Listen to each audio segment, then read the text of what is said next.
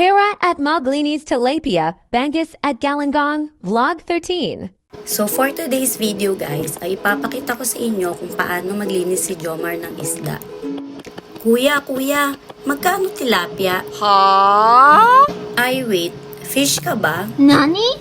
Kasi baka pwedeng fish be mine.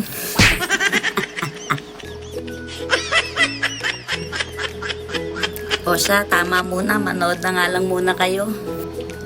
Kung gusto nyo mag-business sa isdaan, isa sa mga dapat nyo din matutunan ang paglilinis ng isda. Tama kayo.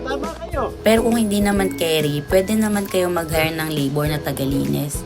Sa totoo lang guys, nagtitinda din ako minsan sa palengke, pero hindi din talaga ako maalam maglinis ng isda. Nani? Nakakahiya kasi sa tagal ko magtanggal ng hasang at bituka, imbes na umagahan nila ulam yung isda, baka tanghalian na.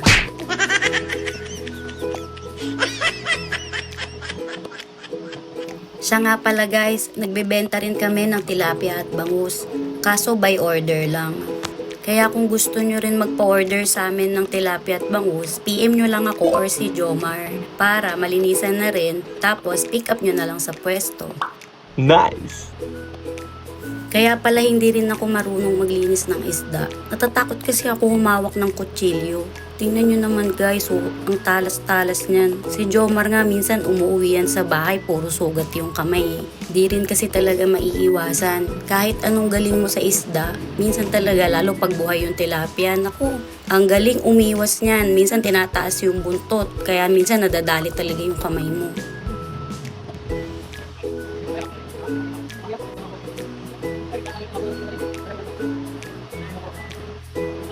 Okay guys, finished na ang tilapia. Bangus naman tayo. Isa-isa niya muna yan kakaliskisan bago niya lilinisan at i-slicein. Depende sa gusto ng customer. Nagre-relleno bangus din pala yan guys si Jomar. Baka gusto niyo magpa-relleno, marunong yan. Nice!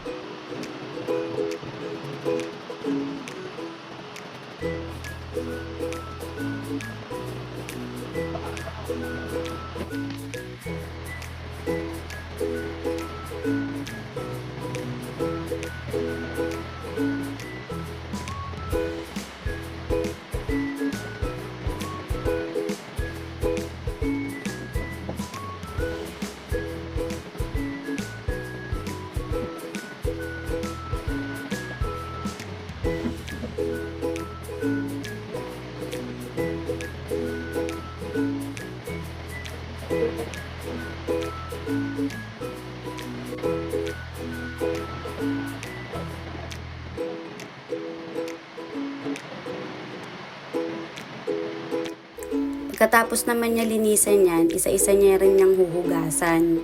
Di ba nga kasi nga malinis yan sa isda. Wow!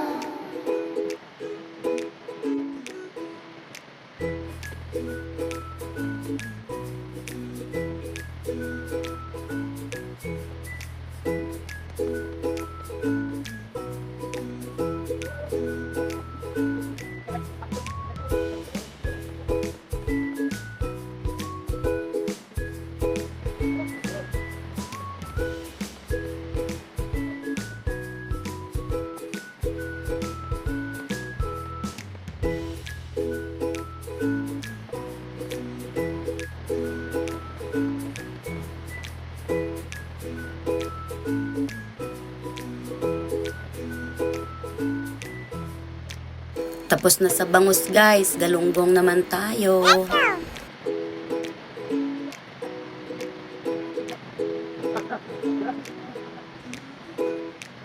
Parang basta-basta lang siya maglinis ng galunggong, no? Sa sobrang sanay niya na, minsan nagugulat yung customer na nagpapalinis kasi akala hindi pa nalilinisan pero tapos na pala. Ikaw ba naman araw-araw mo nang ginagawa? Tama kayo.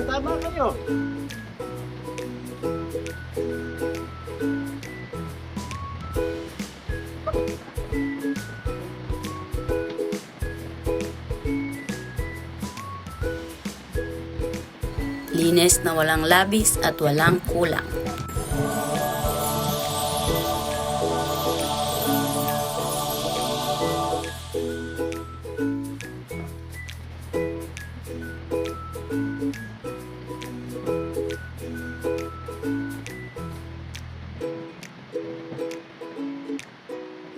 So paano guys, hanggang dito na lang muna ulit. Kita-kits na lang ulit sa susunod na vlog. Bye-bye!